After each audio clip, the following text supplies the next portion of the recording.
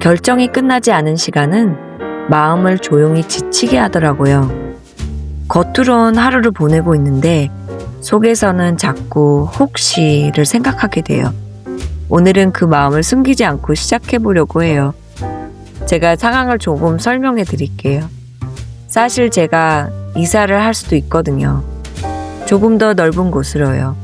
제가 사실 하나님께 10년 전부터 물어본 기도 제목이었거든요.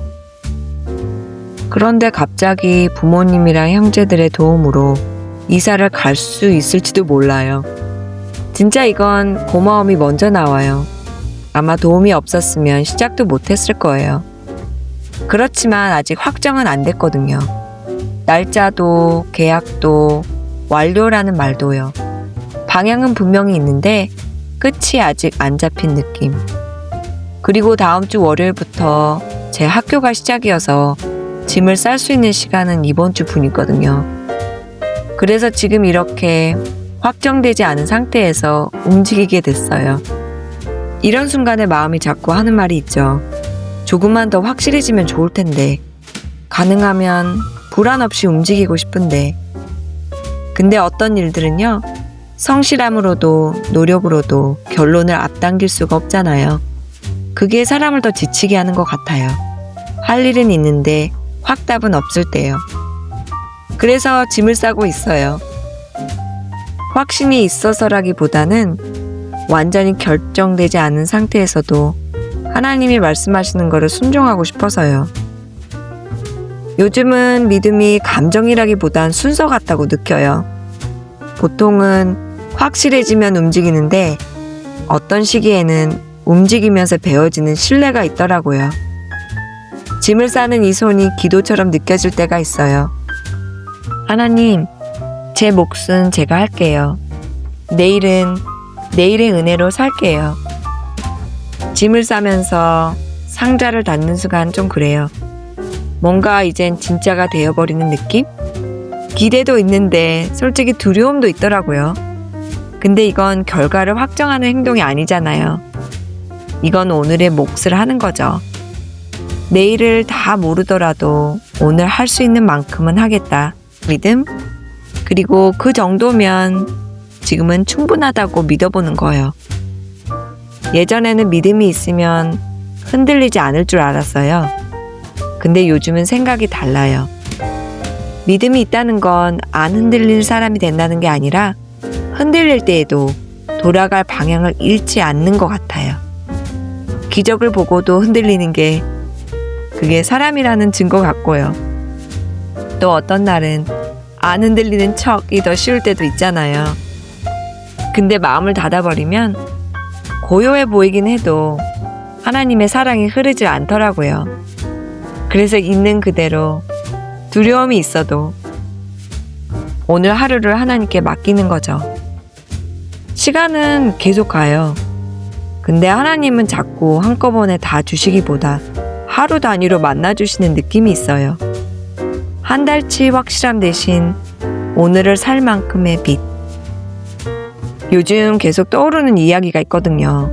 광야의 만나. 하나님은 사실 한 달치를 주실 수도 있었잖아요.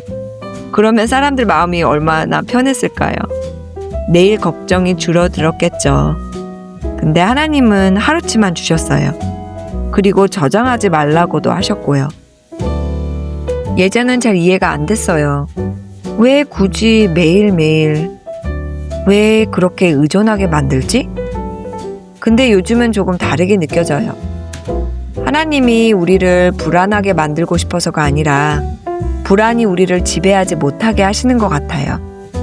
사실 무너지는 이유가 부족해서라기보다는 확실함이 사라졌다고 느꼈을 때가 더 많잖아요. 하나님이 하루치로 주시는 건 부족하게 주려는 마음이 아니라 가까이 계시려는 방식일지도 몰라요.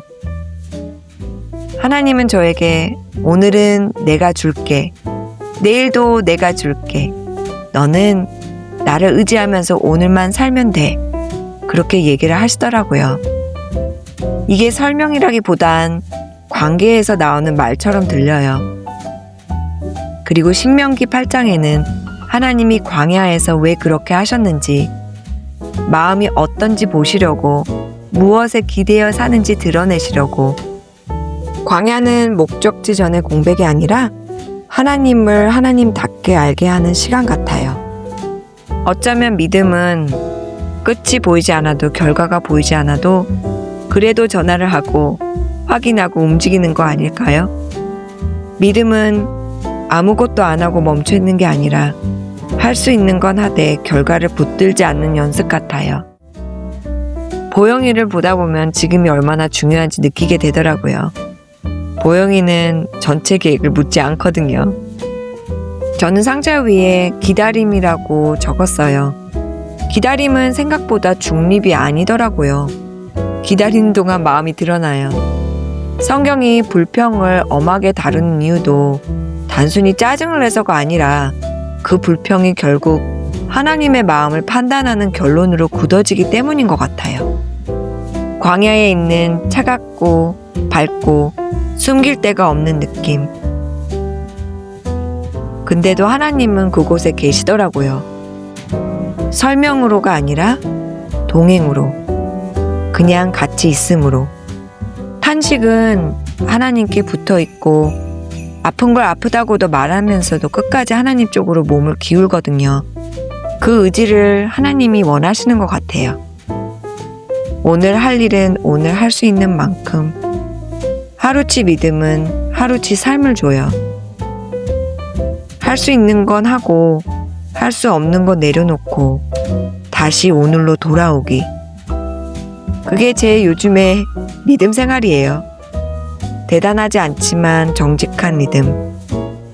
요즘 저는 정답을 빨리 찾는 게 아니라 지금 여기에 머무르는 거라는 걸 배우는 중이에요. 저는 항상 하나님께 답을 빨리 달라고 요청을 했었거든요. 근데 이제는 빨리 결론 내리지 않고 오늘을 사랑하려고 애쓰는 것. 그리고 그 사이에 웃음도 오더라고요. 아직 완성되지 않아도 살 수는 있더라고요. 그래서 저는 성경을 펼쳐요. 보영이의 성경책을 봐도 하나님의 사랑이 왜 이렇게 많은지 성경을 보다 보면 숨이 쉬게 되더라고요. 하나님 말씀은 자꾸 나를 확신함으로 데려가기보다는 하나님 자신께 돌아가게 하잖아요. 거기서 쉴 수 있는 것 같아요. 오늘을 하나님께 드릴 때 어떤 건 빨리 해결되지 않더라고요. 근데 해결되지 않아도 조심스럽게 들고 갈 수는 있더라고요. 저는 불안이나 걱정이 찾아올 때 성경을 볼 수밖에 없는 게, 그걸 읽다 보면 하나님이 내가 너를 얼만큼 사랑하는지 아니? 나는 널 위해서 모든 것을 했단다 라는 것을 말씀해 주시면 제 마음이 안정이 되더라고요. 오늘은 어떠세요? 걱정하거나 염려가 마음에 있어요? 저처럼 불안한 마음이 있으시면 이 성경 구절을 읽어보시면 돼요. 제가 얼마나 웃었는지 몰라요. 제가 주님 저 걱정돼요 하니까 그런 작은 일들로 걱정하지 말아라는 말씀을 주시더라고요. 그래서 해결되지 않아도 하나님께 그냥 가지고 가기로 했어요. 창문을 열어보니까 이 시카고의 추운 겨울이 느껴지더라고요. 시카고 겨울은 흐린 날씨가 많은데 오늘은 정말 밝네요. 빛은 설명 없이 오더라고요. 마음이 아직 정리되지 않아도 세상은 계속 숨쉬고 하나님은 계속 일하고 계시고, 바람이 들어오면 아직 살고 있구나, 하나님이 여기 계시구나 하는 그런 마음이 들어요. 감사는 불확신함을 지우지 않아요. 다만 마음이 굳지 않게 붙잡아줘요. 불안하고 걱정된 일들이 있을 때 한번 감사를 찾아보세요. 정리되지 않은 마음이 있을 때 하나님은 그런 자리에서 만나주시더라고요. 저는 이렇게 쌓여진 많은 일들을 보면서 하나님, 저 오늘 하나님 필요해요, 도와주세요 하면서 하나님께 전화를 하죠. 그렇게 살다 보니 요즘 느끼는 작은 변화가 있어요. 예전에는 이게 되냐 안 되냐가 중심이었는데 지금은 조금씩 하나님이 어떤 분이냐라고 옮겨가게 되더라고요. 결과가 확정되기 전에 마음이 먼저 바뀌는 게 저는 사실 더 큰 기적인 것 같아요. 저는 걱정도 많았고 불안 가득한 삶을 살았었거든요. 근데 이제는 보영이처럼 한 발자국만 하나님 가시는 곳만 따라가기로 했어요. 오늘은 오늘의 걸음, 내일은 내일의 은혜. 제가 까먹었더라고요. 하나님은 저랑 여행하시는 걸 너무 즐거워하시거든요. 하나님은 어쩌면 도착지보단 여행의 과정을 너무 즐기시는 분 같아요. 혹시 오늘 결정되지 않는 일 때문에 불안한 마음이 있으시다면 그 길에도 그 멈춤 속에도 하나님이 계시다는 걸 꼭 잊지 마세요. 할 수 없는 것은 내려놓고 하나님이 하신 몫을 하나님께 드릴 수 있기를 기도할게요. 그리고 오늘 하루의 은혜로 다시 만나주시기를, 주님의 평안이 집과 마음에 머물기를 기도합니다.